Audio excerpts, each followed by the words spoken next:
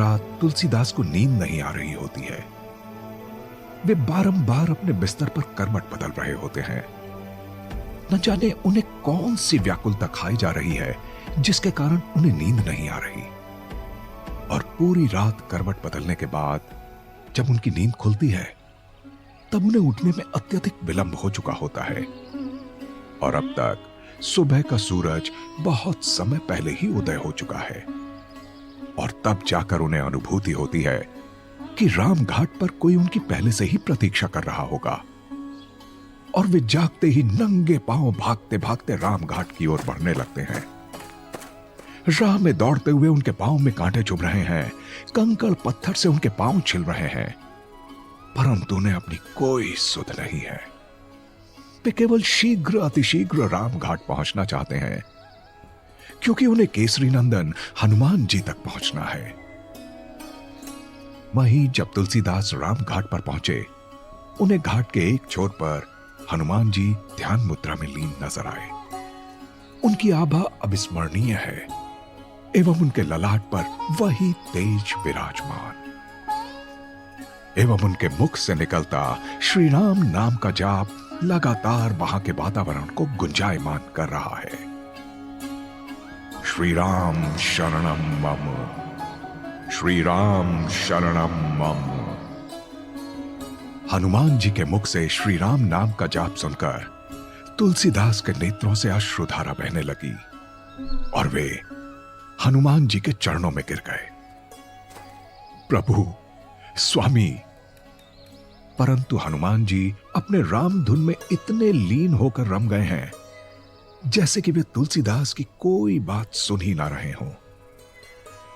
तभी तुलसीदास ने राम नाम का जयकारा लगाया, जय श्री राम। और यह सुनते ही हनुमान जी के नेत्र अपने आप खुल गए। हनुमान जी को प्रणाम करते हुए तुलसीदास ने कहा, क्षमा करें प्रभु, हमें यहां आने में विलंब हो गया। आपको हमारे कारण प्रतीक्षा करनी पड़ी प्रभु, क्षमा करें। हनुमान जी ने तुलसीदास को उनके कांधे से उठाते हुए कहा, तुलसी, आपको क्षमा मांगने की कोई दरकार नहीं। आपने कोई भूल नहीं की है। हम जानते हैं आप केवल हरि दर्शन को व्याकुल हैं। आपको निदान अवश्य मिलेगा। आपकी प्रभु श्री राम से भेंट अवश्य होगी। हनुमान जी की बात सुनकर तुलसीदास ने स्वीकृति में अपना सिर झुका लिया और आगे हनुमान जी से कल की शेष कथा को सुनाने का आग्रह किया। वहीं हनुमान जी ने मृदु मुस्कान के साथ जय श्री राम का जयकारा लगाकर अपनी कथा को प्रारंभ किया। ऋषि चालुक्य की कुटिया में ऋषि चालुक्य ने बाली के हाथ में विष सौंपते हुए कहा, बाली, मैं ये विष तुम्हें दे तो रहा हूं, परंतु इतना अवश्य स्मरण रहे, ये अतिविष है जो 100 अतिविषधारी सर्पों के विष से बना है एवं इसकी एक ही बूंद से 100 मनुष्य की भी मृत्यु हो सकती है। इसलिए इसका उपयोग सोच विचार कर ही करना।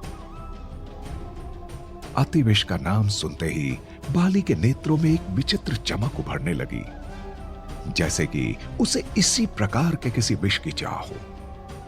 और मन ही मन एक घृणित उपाय सोचकर बाली मुस्कुरा उठा। बाली के मुख पर दिख पड़ती मुस्कान ऋषि चालुक्य के नेत्रों से भी छिपी न रह सकी।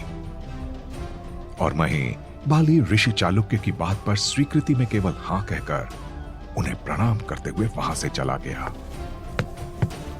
परंतु बाली के वहां से जाने के बाद ऋषि चालुक्य अपनी कुटिया में मंद मंद मुस्कुराने लगे और उनके मुखमंडल पर एक दिव्य आभा प्रस्फुटित होने लगी। तो क्या था ऋषि चालुक्य के मुस्कुराने के पीछे का कारण? क्या ऋषि चालुक्य की भी एक अलग मंशा छुपी हुई है इन सब के पीछे? कैलाश पर्वत पर कैलाश से ये सब कुछ देख रही माता पार्वती चकित रह गई और महादेव से उन्होंने पूछा, स्वामी, ये बाली क्या करने जा रहे हैं? ऐसे में तो अंजनी की होने वाली संतान के जीवन में विपत्ति आ जाएगी एवं ऋषि चालुक्य के मुस्कुराहट का कारण क्या है स्वामी?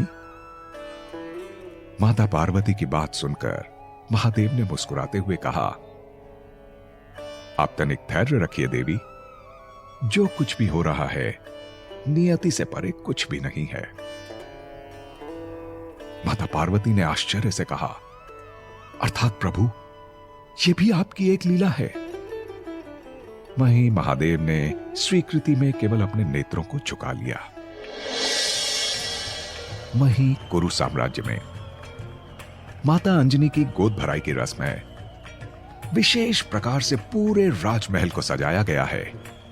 चारों ओर दासियां विचर रही हैं और भिन्न भिन्न प्रकार की तैयारियों में जुटी हुई हैं। भांति भांति के भोज एवं मिष्ठान बनाए जा रहे हैं। अलग अलग प्रांत से कई सारे मेहमान आए हुए हैं और वहीं कुरु साम्राज्य की समस्त प्रजा को इस रस्म की भारी उत्सुकता है और वे महारानी के गोद में शीघ्र अतिशीघ्र एक संतान की किलकारियों को सुनने की प्रतीक्षा कर रहे हैं। सुग्रीव भी स्वयं अपनी पत्नी रूमा एवं अपने भ्राता श्री बाली की पत्नी तारा के संग इस पावन अवसर पर राजमहल में उपस्थित हैं। रूमा देवी एवं तारा एक प्रकार से महारानी अंजनी की बहन थी, इसलिए तीनों में काफी अच्छी घनिष्ठता थी। वहीं रूमा एवं तारा को भी अपने मौसी बनने की उत्सुकता थी और वे दोनों महारानी अंजनी के साथ उनके कक्ष में खिलखिलाकर हंसते हुए बातें कर रही हैं। वहीं सुग्रीव को वहां राजमहल में उपस्थित देख बाली क्रोध में जलने लगा और स्वयं से बड़बड़ाया, कहीं भी अवसर मिलने पर यह मुख उठाकर चला आता है। इसे तो किष्किंधा साम्राज्य की कोई चिंता ही नहीं है। बाली इस समय अतिविष को लेकर अपनी घृणित मानसिकता के साथ वहां राज प्रांगण में उपस्थित तो है, परंतु उसके मस्तिष्क में इस समय केवल एक युक्ति चल रही है, अतिविष द्वारा अंजनी के गर्भ को नष्ट करने की। तभी युक्ति जैसे स्वयं बाली के समक्ष आकर खड़ी हो गई। महाराज केसरी ने सभी मेहमानों का स्वागत करते हुए भोज को प्रारंभ करने का आदेश दिया। आप सभी का यहां हमारे राजमहल में स्वागत है। हमें अति प्रसन्नता है कि आप इस रस्म में हमारा साथ निभा रहे हैं। आइए भोज का आनंद उठाइए। वहीं महारानी अंजनी ने महाराज केसरी से कहा, हम केवल महादेव को चढ़ाया गया भोग एवं फल ही ग्रहण करेंगे स्वामी। और तारा को कहकर महारानी अंजनी ने महादेव पर अर्पित फल और भोग लाने के लिए कह दिया। वहीं भोग और फल का नाम सुनते ही बाली के कलुषित मन में एक युक्ति खेलने लगी और अपनी माया द्वारा बाली ने उस अतिविष को एक फल के रूप में परिवर्तित कर दिया और अपने पत्नी द्वारा ले जा रहे महादेव के भोग में उस विषयुक्त फल को अति चतुराई से बदल दिया। अब हम भी देखते हैं अंजनी और उसके शिशु को कौन बचाता है। इसके उपरांत बाली एक कुटिल मुस्कान के साथ प्रतीक्षा करने लगा माता अंजनी के गर्भ के विनाश का। वहीं भगवान के भोग के फल को ग्रहण करने के बाद महारानी अंजनी के पेट में तीव्र पीड़ा उत्पन्न होने लगी और पीड़ा से उनका मन व्याकुल हो उठा। वहीं अंजनी को दर्द में व्याकुल देख महाराज केसरी चिंतित हो उठे और उन्होंने समस्त दासियों को महारानी की सेवा करने के लिए कहा। एक बूढ़ी दासी ने महाराज केसरी के सम्मुख प्रस्तुत होते हुए कहा, महाराज, महारानी अंजनी को प्रसव पीड़ा हुई है, कृपया आप चिंता ना करें, महादेव अवश्य कृपा करेंगे और आप दोनों को संतान सुख की प्राप्ति अवश्य होगी। इतना कहकर उस दासी ने उस कक्ष का द्वार बंद कर दिया जिस कमरे में महारानी अंजनी को कई दासियां लेकर गई हुई थी। वहीं उस कक्ष के बाहर महाराज केसरी व्याकुल होकर चहलकदमी करने लगे। उनके मुख पर एक विचित्र चिंता की लकीर विद्यमान है, जैसे कि कोई बात उन्हें भीतर ही भीतर खाए जा रही है। वहीं जहां एक तरफ महाराज केसरी अति चिंतित हैं, वहीं उनसे बस थोड़ी ही दूर एक स्तंभ के पीछे खड़े बाली के मुख की मुस्कान बड़ी नजर आने लगी है। और बाली ने कुटिल मुस्कान के साथ स्वयं से कहा, अब हमारे राज सिंहासन पर अपनी कुदृष्टि डालने वाला हमेशा के लिए काल के गाल में समा जाएगा। वहीं कुछ समय पश्चात जब उस कक्ष का द्वार खुला, तब एक निस्तब्धता छाई हुई थी। महाराज केसरी अपने चेहरे की व्यग्रता को छुपाते हुए उस कक्ष की ओर तीव्रता से बढ़ने लगे। परंतु इसके पूर्व कि वे द्वार को खोलकर कक्ष की ओर बढ़ पाते, वहीं बूढ़ी दासी अपने साथ एक शिशु को लेकर उनकी ओर ही बढ़ने लगी। उस शिशु को देखते ही महाराज केसरी की आंखें एक दिव्य मुस्कान से भर गईं। इस समय वे केवल उस शिशु के चेहरे को देख रहे हैं, शिशु के चेहरे से निकलती आभा को देख रहे हैं, उसके ओजस्वपूर्ण मुखमंडल को देख रहे हैं, उसके ललाट के तेज को देख रहे हैं। वहीं वो शिशु भी मुस्कुराकर उन्हें ही एकटक देख रहा है, जैसे कि उसे यह भी ज्ञात हो कि वो इस समय अपने पिता के सम्मुख है। और दासी से अपने नन्हे शिशु को अपनी गोद में लेकर महाराज केसरी पूरा राजमहल घूमने लगे। पूरे राजमहल में भी खुशियों की लहर दौड़ गई। सब मेहमान महाराज केसरी को बधाइयां देने में लगे हुए हैं। महाराज केसरी की खुशी इस समय देखने लायक है। राजमहल के अग्रभाग की ओर अपने छोटे से शिशु को गोद में लेकर महाराज ने अपनी पूरी प्रजा को संबोधित करते हुए कहा, आज इस पूरे कुरु साम्राज्य का उत्तराधिकारी हमें मिल चुका है और हमें आप सबको बताते हुए अति प्रसन्नता हो रही है कि हमने अपने इस शिशु का नाम रखा है मारुति। मारुति नाम सुनकर समस्त प्रजागण हर्षोल्लास से झूमने लगी और जय जयकार करने लगी। महाराज केसरी की जय, महारानी अंजनी की जय, मारुति की जय। इस जयकारे के साथ जैसे समस्त प्रकृति झूम उठी। पशु पक्षी समेत हर जीव जंतु अपने प्रकार से इस खुशी में सम्मिलित होकर नृत्य एवं गान करने लगे। वहीं समस्त देवतागण मारुति को अपनी अपनी ओर से आशीर्वाद दे रहे हैं एवं आकाश पथ से पुष्प की वर्षा होने लगती है। बसंत के फूल चारों ओर खिल उठे हों और हर ओर हरियाली छा गई हो। संपूर्ण वातावरण मनोरम हो उठा है। उस समय जहां एक ओर सब लोग महाराज को पुत्र प्राप्ति की शुभकामनाएं दे रहे हैं, वहीं जैसे ही बाली की दृष्टि उस शिशु के मुख पर पड़ी, उसके मुख से केवल इतना ही निकला, नहीं, ये नहीं हो सकता। ऐसा कैसे संभव हो सकता है? आखिर मेरा दिया हुआ अतिवेश अपने कार्य में सफल क्यों नहीं हुआ? वहीं वो शिशु उस समय मुस्कुराते हुए बाली की ओर ही देख रहा है, जिसके तेज को देखकर बाली को घबराहट होने लगती है और बाली एक विचित्र अनुभूति के कारण क्रोध में वहां से प्रस्थान कर जाता है। वहीं कैलाश पर्वत पर महादेव मंद मंद मुस्कुरा रहे हैं और माता पार्वती उनकी लीला से अति प्रसन्न है। मृदु मुस्कान के साथ माता पार्वती ने कहा, आप धन्य हैं प्रभु, आपकी लीला अपरंपार है। सच में प्रभु, आपकी कृपा जिस पर बरस जाए वो धन्य हो जाता है। वहीं कुछ माह के पश्चात देवराज इंद्र इस समय अपने राज सिंहासन पर विराजमान है, परंतु उनके मुख पर कोई भी आनंद की भावना नजर नहीं आ रही है।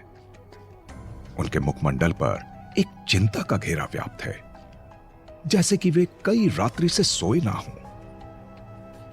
अपने पिताश्री को इस अवस्था में देखकर इंद्रराज के पुत्र जयंत राज सिंहासन के समक्ष जाकर कहने लगे, पिताश्री, हम कई दिवस से देख रहे हैं आप अत्यधिक चिंता में मग्न रहने लगे हैं।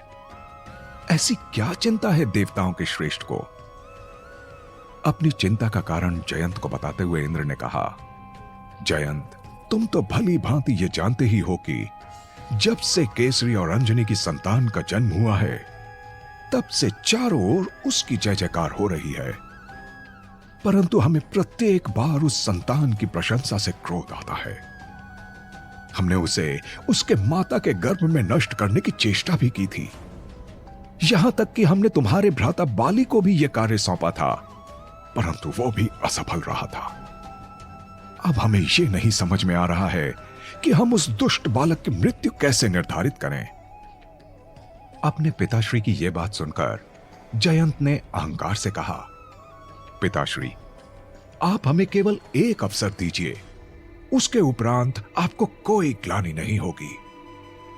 तनिक हम भी तो देखें, ऐसा क्या विशिष्ट है उस बालक में जो हमारे भ्राता बाली स्वयं उसे मृत्यु का भागी नहीं बना सके।